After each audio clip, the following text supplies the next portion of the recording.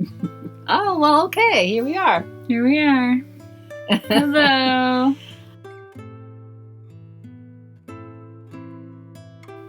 I'm Victoria, and this is Gabriel, my mom. Yes.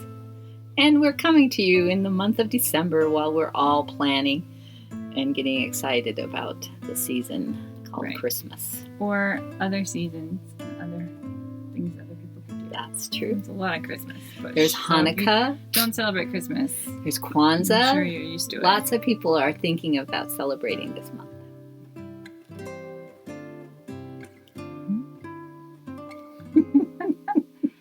Well, this is the second week of December. No, first week of December? Yeah, first week of December.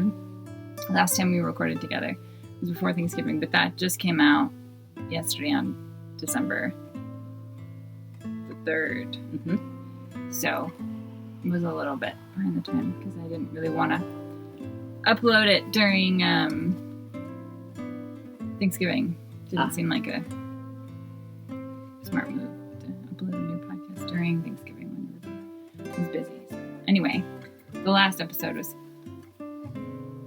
untimely, I guess, because it happened after. Yes, we were talking about Thanksgiving coming, and it came out after Thanksgiving. Yes. So we'll have to be careful when we record around Christmas.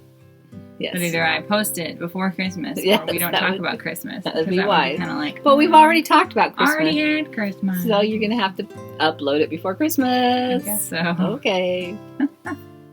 What are you working on this week? What am I working on? Did you finish the thing you were hoping to finish? No.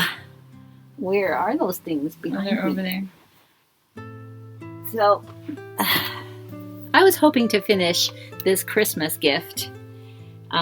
This is another 7th Sister Capelet. How many have you made now?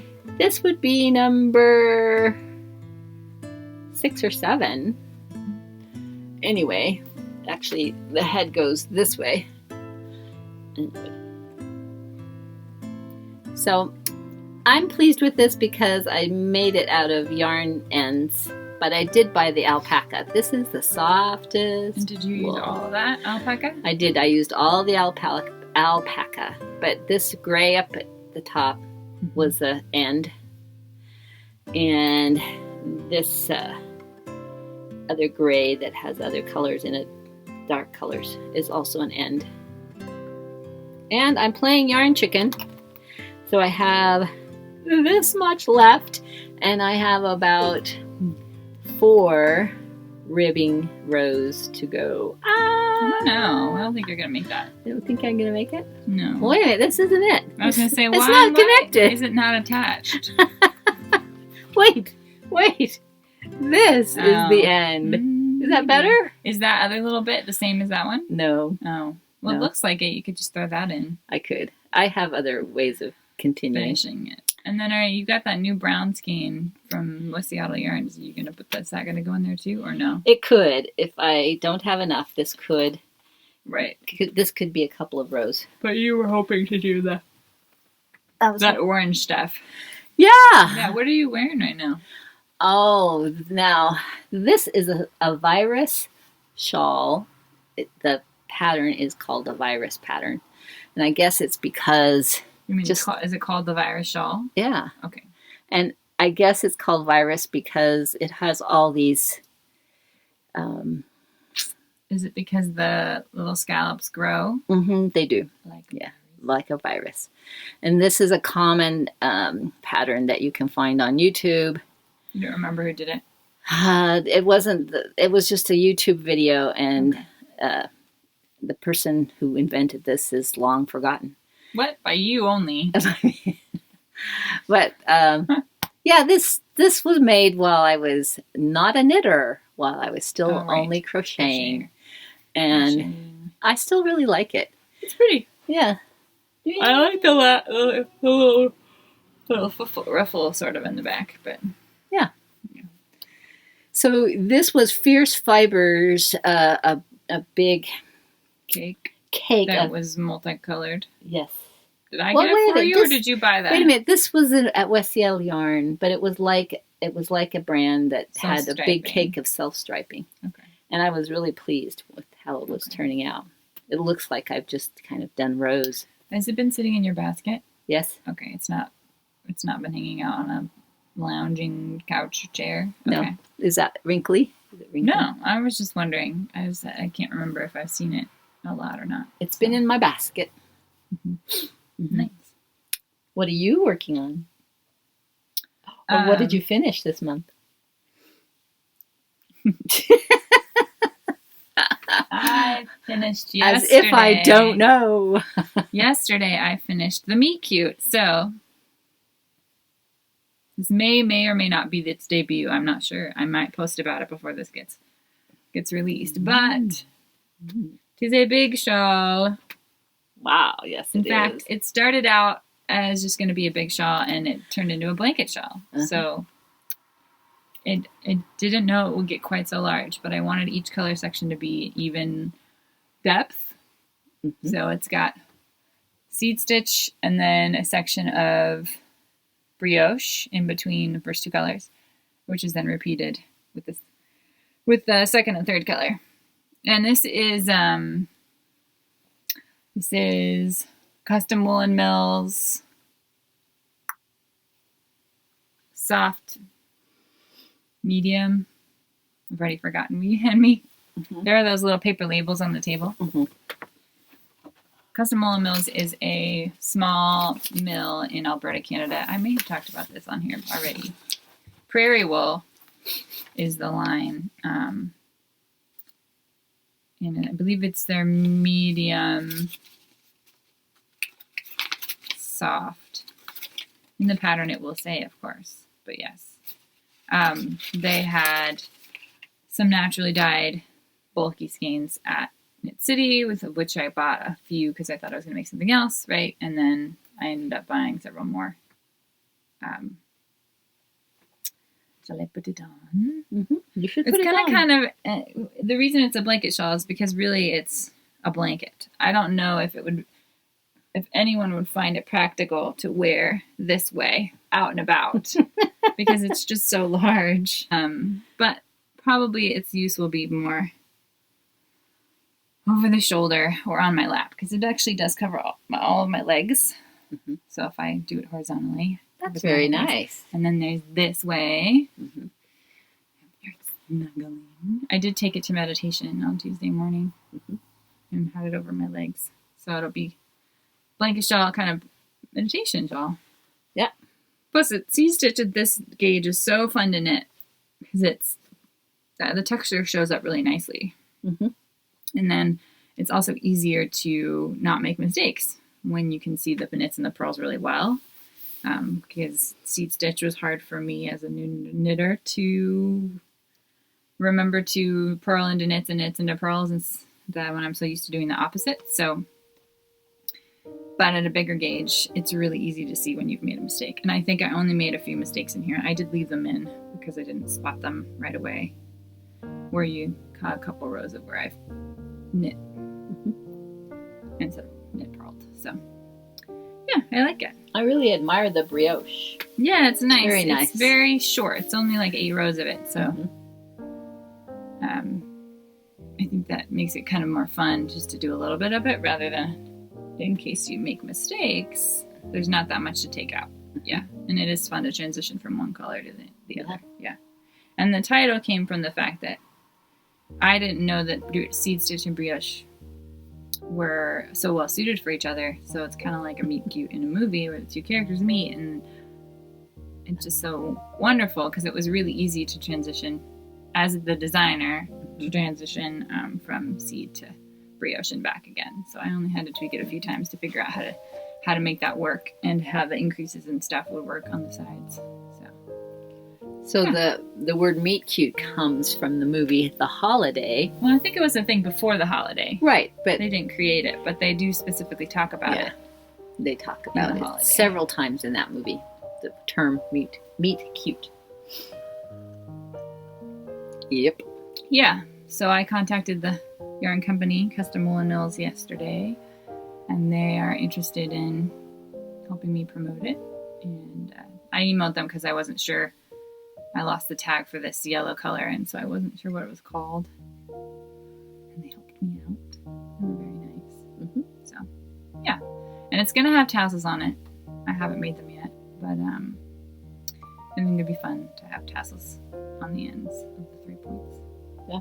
And hopefully I can get it out to the testers and tech editor. The tech editor soon, and then the testers hopefully. I'll probably start the test maybe at the end of December.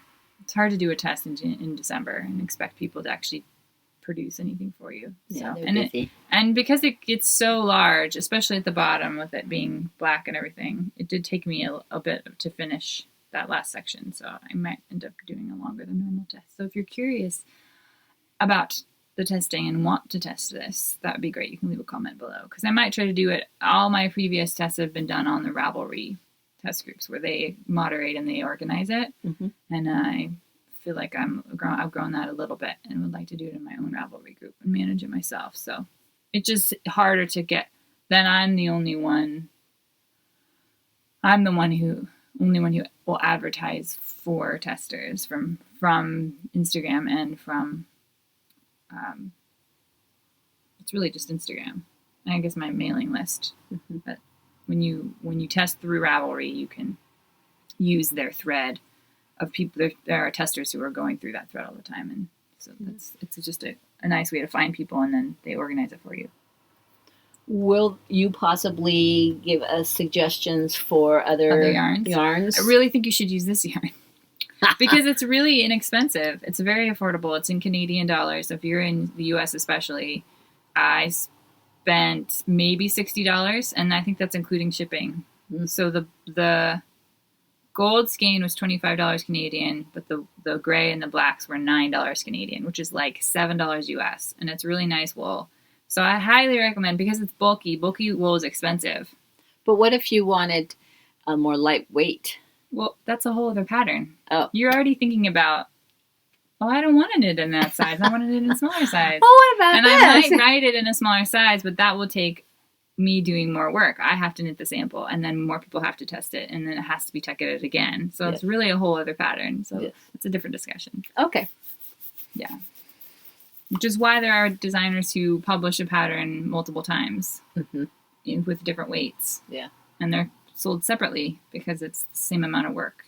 Mm-hmm. I mean, the conception is different, or not. The conception is the same, the concept of the idea, but all the work, the hours that you do. So that's why I recommend. I mean, you could knit. You could use Brooklyn tweed, shelter. I think that would probably be more like more than $100 of yarn, though. Mm-hmm. So yeah, that's what my friend Rachel and I were excited to find them at Knit City, because they have really nice wool, Mm-hmm. and it was relatively affordable. So relatively, very affordable. Kind of almost $7 overly a skein. affordable. Wow. So I think I used one gold skein. I used 3 1/4 gray skeins, so really 4 skeins, and then almost 4 skeins of the black. Mm-hmm. And I still didn't even hit $100. So that's also a good price for a blanket. Yes. Yeah, I mean, there was a point where I was like, well, how expensive, how big should I make this? Are people going to want to buy this much yarn? And then I did the math, and I was like, never mind, it's fine. It's going to be okay. Okay. I eat that much yarn for breakfast. Right? On a plate, in a swirl, Mm-hmm. with a fork. Right. Mhm. Yeah. So that's exciting. I will not be cold Nope. while knitting and watching Netflix anymore. Yeah. You had said, are you working on anything else? Do you want to show the yarn that you got Oh, yesterday? yes. So if I'm not buying yarn and getting yarn in the mail, then my mom's buying yarn and getting it. So here's a little... She'll yell and be like, it's for me! Not for you! Here is a little shout out to Chelsea Yarns in New York. I kind of had a little attraction, a big attraction, to this yarn, which they call cobblestone. And it has all these little baubles and texture in it. And this happens to be pecan latte. Show the label, the front of the label. And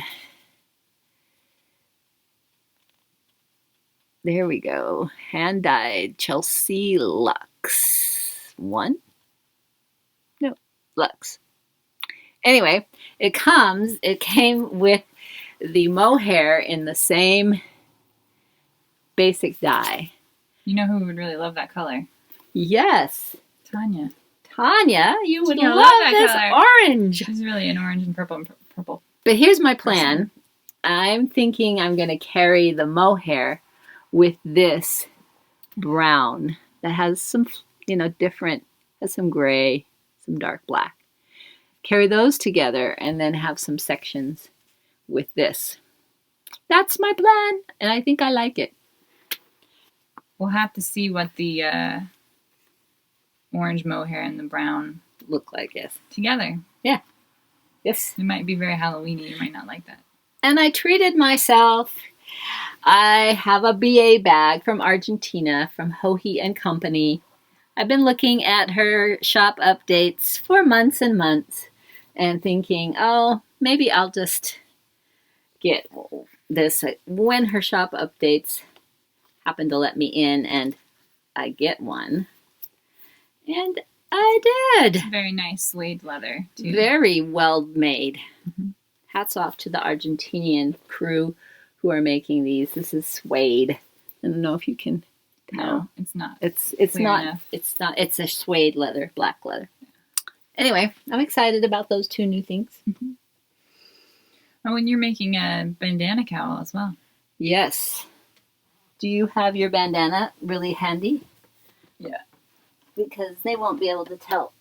I'm sure most people have heard of it. It's very popular. This is a Purl Soho free pattern. And I'm just doing a couple of Christmas gifts. So this is going to be...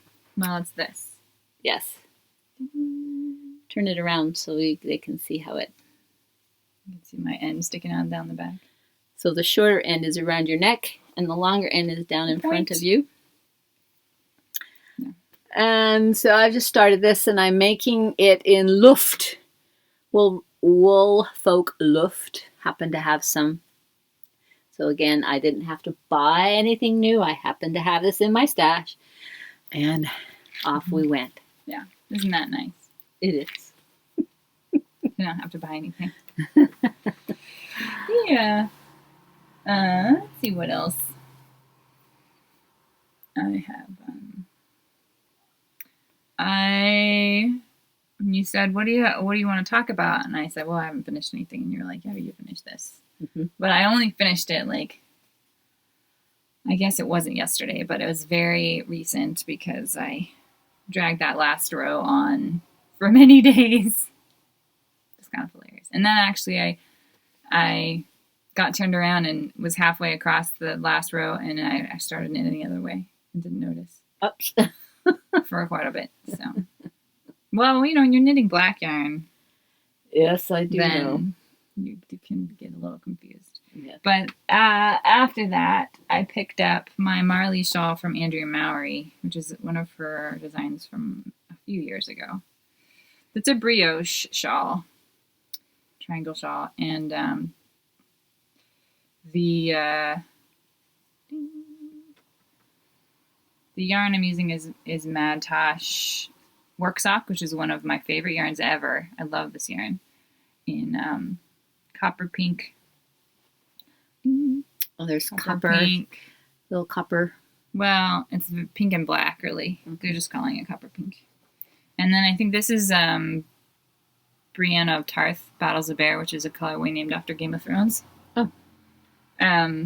But what's significant about my work on this recently is the fact that I found this pattern to be very tedious because I always had to look at the row instruction.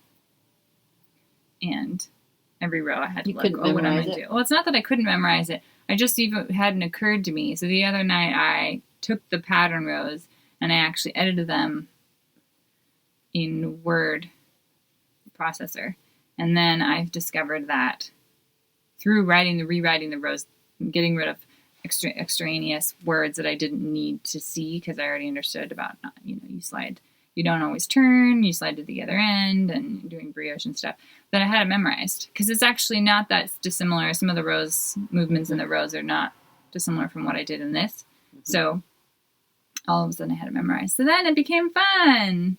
Yeah. And I think it's now doubled in size. Cool. Yeah. So I have a question for you. Yes. How do you have time to knit other people's patterns when you are working on your own patterns all the time? Well, I prefer to work on other people's. Really? Yeah, because I don't have to think about it.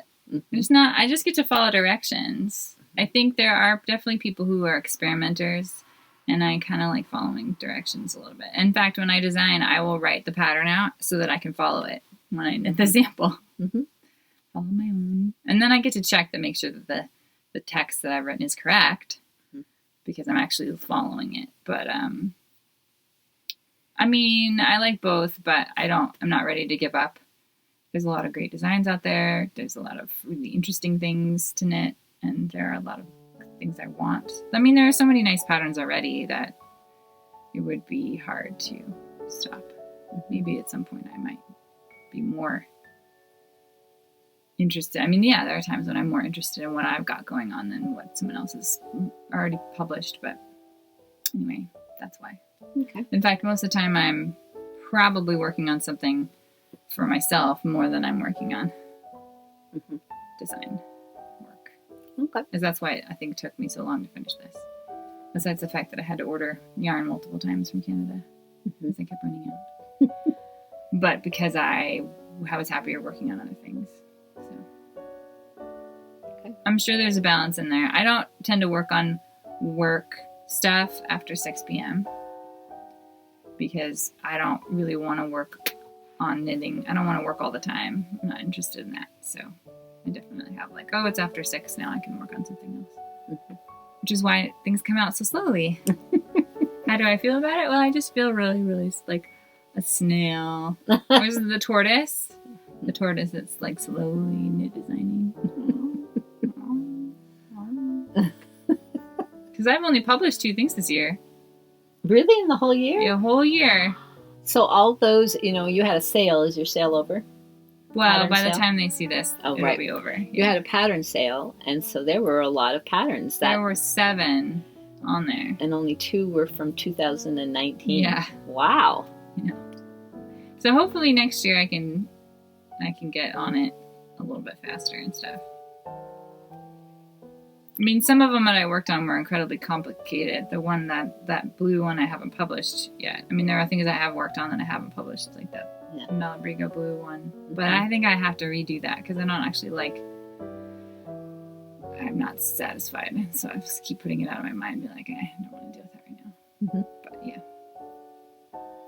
So I probably spent many months on that and yet I haven't finished the sample. So, yeah. Somebody sent me, Nadia, who lives in Vancouver. She's an Instagram friend. She made a comment on a previous podcast episode about designers and like how long it takes you to get your, I don't know how she described it. She said basically that you are, and anything you do before you're 40, I think it's just like peeling potatoes, cutting potatoes or something. And I thought that was funny. I'm like, yep, I'm just cutting potatoes over here. I'm just a worker bee in the kitchen of design. I kind of liked that idea. I was like, yep. So. Yeah, I don't have anything else. I have not made any more progress really on my foragers pullover. I have a little bit of progress on one of my socks, which I'm sure is not that exciting. I did add a color to my puddle jumper sock.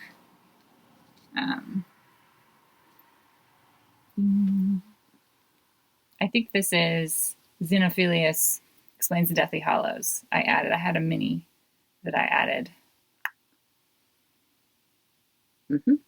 to the end of this, and I need to try it on and really finish the sucker. But yeah. Also, the problem is that I don't have the next design In queue? in queue, so I feel a little bit bogged down by the fact that I should be working on that now. Should. Because this is now then there's a little bit more work. We need to take photos, and then I need to send it to the tech editor. And then Yes. then it'll be out of my hands for quite a while.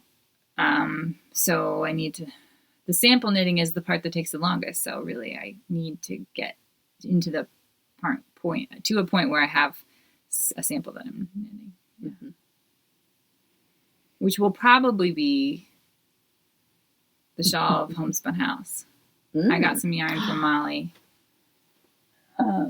in her rose gold colorway. Pink. Very, very light pink with tiny little flecks of other things occasionally in this Beautiful. one. This is the non-superwash merino fingering called Dale. It's very soft. I'll be excited to see what you come up with. So I think there's going to be a shawl. Maybe for Valentine's Day. Maybe. Perfect. Maybe. See if I can get it together. It just depends on how fast some stuff just takes a long time. Mm-hmm. Especially if, like the writing of this pattern, took like a day. The writing of it was fast because I understood once I got the transition between the two different stitches, and I could just replicate it again, and I could do the math and just write it out. Mm-hmm. And those are very satisfying patterns. And you're like, oh, I know exactly what to do. And then there are other things where you're like writing out every row and you don't quite know what it's going to be like until you're knitting it. And so it requires you to write in process. And then that can take a long time because I might not work on it every day. So, but I have no idea what's going to happen with that pink yarn. Really up in the air. I'd like the yarn to tell me what it would like to be. Oh. What would you like to be? Well, Yeah. I can tell that if the yarn had a willfulness to it, you would resist that yarn. I would. The yarn's telling me what to do, and I don't like being told what to do. That's right. I can see you putting that yarn in a bag in the back of your closet and not addressing it. That's not necessarily true. Okay. I do not like being told what to do. Ever. Yep. Well, you're pretty good about it. You really don't tell me what to do ever.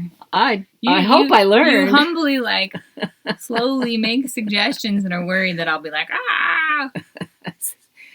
I mean, it's good when you learn about how to approach certain people. Or manipulate them. No, Although you're not really manipulate you are them. not I just actually don't want to add to our ability to communicate. Add a negative by right. Yeah. Has that ever happened to you and your mom? No. Do you want to show the little German thing? What's it called? This is a Weihnachten pyramid. So these are, where is it? It's over there on the Oh, there it is. table. So these are very common in Germany. And when I was visiting there for the first time, so I am German, but we emigrated when I was 2.5. So I was raised in a German home, and we spoke German as my first language.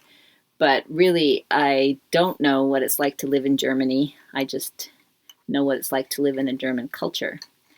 So when I went for the first time to Germany, one of the things I wanted very much was a Weihnachten pyramid. And you got this when you were there. So yes, and I carried it on the plane in its box and protected it, and because it's made of more like balsa wood. It's not like a hardwood. So you have the candles here, and when you light them, they create a draft of air, and that will then turn this Spins entire the turbine and then spins the doll. it turns the entire center. And if you get the candle going at a certain speed, you can see these really moving quickly. Yeah. Yeah. Anyway, I love it, and I just pulled it out. I haven't pulled it out every year. Well, though I think actually the concern is that the candles that we could get at that time weren't wide enough. Yeah. So we might be able to find them online. We could probably measure that diameter and find them. Yeah. And I mean, it's just getting them here at a store. It's not something. And these have to be tilted at the right angle. Right. They are adjustable. Yeah. And you don't ever want to walk out of the room with this on. Yeah, I think you were concerned about leaving it on for a long period of time. Yeah. So, but it's beautiful. And when I was visiting Germany, I was in a little town that is still a medieval town. You don't remember the name of it? I was thinking about it all morning. Anyway, they had a huge one, not just life size, but building size. Oh. Where the turning discs in the middle were almost life size. And that was fascinating. So, with candles? No, with like a... It had a motor in it. Petroleum or what am I... But it was like right in the middle of the town square, and it was amazing. Yep. So let's talk about traditions. So, I was raised with all these German traditions. Then I had a family of my own. My husband is an American. He's from Texas. And, he had all these... He practiced his meat and potatoes tradition every day. He had his own way of celebrating, and of course, as most of us... Did he? Specifics? Yeah. Well, I mean... very, he was exciting American for Christmas. Yeah, I think the point is he wasn't too excited about being very methodical about celebrating it exactly the way that German doesn't Christmas. Even really want a present if it's on a certain day. Yeah. He doesn't think that makes sense. So every year it would get diluted. My German traditions would get diluted, and I wouldn't do this, or then I wouldn't do that. So how did you feel growing up? Did you feel like you understood? I remember there being a time when you decided to quit it all because you didn't feel like it was appreciated by anybody else. You had this expectation that it was going to be a certain way, and then you were so disappointed that you sort of gave up. Yeah. That was, that was the bummer, because I think we all liked it. You just didn't see that, or it wasn't enough for the work that you were putting out, which I'm sure is a very common thing about moms. Response of like, nobody cares about this, or nobody's helping you do it, or that kind of thing. Yeah. I remember because you had 3 sons. Now, if you had 5 girls, there would be somebody in the somebody would have liked helping you with every particular part. But I just realized that tomorrow's the 5th. Yep, and then there's St. Nicholas Day on the 6th. And who are the only people that care about St. Nicholas? You and me. Although we put out my husband's shoes what for does him. He get, like pistachios in his shoes? And we put something random in his shoes, and he grunts. But when I was little, usually there was a board game that came on the night of the 5th. Like, I remember getting Clue, and I think we got Monopoly. So it was a game that went into everybody's shoes? Play. It laid across your shoes? Well, I'm sure you gave us candy in everybody's shoes, but I remember there being bigger. Yeah. A bigger gift for everyone, too. Yeah. Yes. It's nice what you remember. Yeah. So we'll do it again. We'll do it tomorrow. Mm-hmm. Right. Like, we're the only ones doing the Advent. Mm-hmm. And we're the only ones doing the Nicholas thing. Mm-hmm. That's okay. Yeah. I still enjoy it and look forward to it. I mean, we're the only ones on Thanksgiving that went for the walk, and we talked about going for the walk after dinner. Yeah, this is what we did Thanksgiving. I thought about telling everybody this. Mm-hmm. Is we weren't eating sugar or wheat, so I actually felt like the meal wasn't... I didn't have big anticipations for the meal. It just was fine, satisfying, and then so there's a tendency for people to be really disappointed around the holidays because there's a lot of anticipation of what's going to be like, especially with all those darn movies, making it all seem so lovely and everything. And yes. I think actually Home Alone probably represents more of where everybody's sort of rude to him and he gets stuck alone. He's overlooked. He has a great time by himself, and mostly. But anyway, then we cleaned the kitchen, which I always feel really strongly about getting the kitchen clean, because then otherwise you do it, and that kind of frustrates me that you host and you cook and then you have to do the dishes too. So do the dishes, and then we had talked about ahead of time that we'd probably go for our post-meal walk, and we pegged who was going to go with us, and those two came, your two little grandlings. Yeah, even still enjoy spending time with us more than they do their own phones. But maybe they don't have phones. They don't have phones. They don't have phones, so they're not like... So they were thinking, after let's do dinner. something interesting. And then when we got back from the walk, they would play Ticket to Ride. Yeah, and we had two that wanted to play a game rather than watch the new The Mandalorian Star Wars everybody movie. else watched. So that was really pleasurable. And it was fun because I won. Yes, you did. Surprise! I mean, it's a game I've played a lot, Yeah. and I've also figured out the strategies for that. So it was not necessarily fair that I beat everybody, but my nephew tried to block me at the end, and I switched strategies without him noticing. So it was really satisfying that he... And then he switched tacks, and he said, well, I said, you thought you would beat me, and he said, no, I just wanted to beat Grandma. So, like, Switch is so dismissive of you, too, because I just want to beat the older woman who has no competitive bone in her body and is just having fun. I just wanted to beat her, because that was what it really is going to satisfy me. I think it's just saving face. Oh, and when I got into the closet for the Christmas things, I noticed all the puzzles. I have a particular kind of puzzle, Ravensburger. They're German. Burger. They make pieces that are bigger, right? Yes. And they're usually only 500 pieces. And this is the type that I like. They make other puzzles that have more pieces and smaller pieces, but I they're like doable in like 3 days. Yes, yeah, the 300 and no, they're 500. No, I like the 300, but I found a 500. But anyway, and that's something I like to do during December, especially during the 2 weeks when I don't teach piano. I like to have a puzzle on the table. Yeah. And last year we did it when I decided to not watch TV for the whole month of January. This year, we did puzzles in the evening. I was like, we're going to do other things.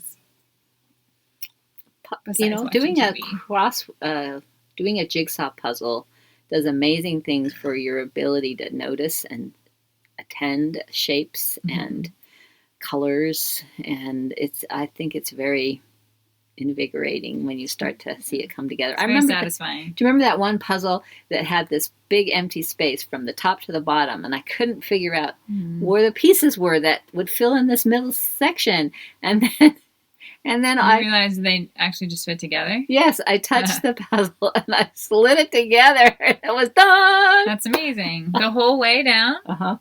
Duh. How did that happen to you? I don't know. I just didn't see that it was the same from this side to this side. And then it suddenly fit. So our Christmas traditions are Advent on Sundays. Mm-hmm.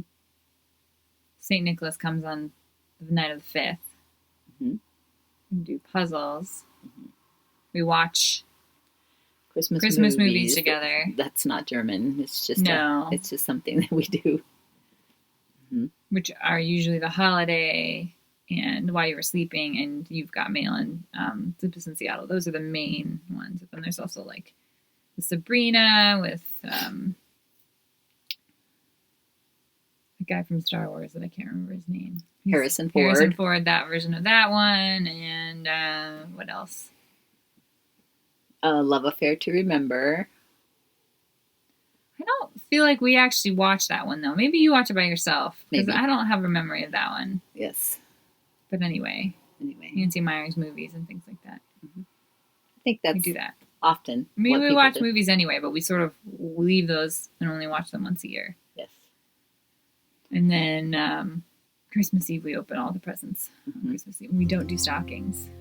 Never did stockings. Never had Santa because I wasn't raised with Santa Claus. Well, I mean, there were Santa presents. I remember getting something from Santa. Maybe that was Dad's influence. But I don't think I ever had a disappointment of actually believing he was real. You didn't? Mm-hmm. Nobody crushed your sense of magic? I'm sure Jen probably ruined that one for me really early. Can't you just see there that? There's no Santa Claus. Like, whoops, sorry. No, purposefully being like, I have a responsibility to tell you that's bull. I can see her doing that. My father, when I was little, had a tradition which he didn't do every year because it was a little scary, but he he enacted Ruprecht, who was a German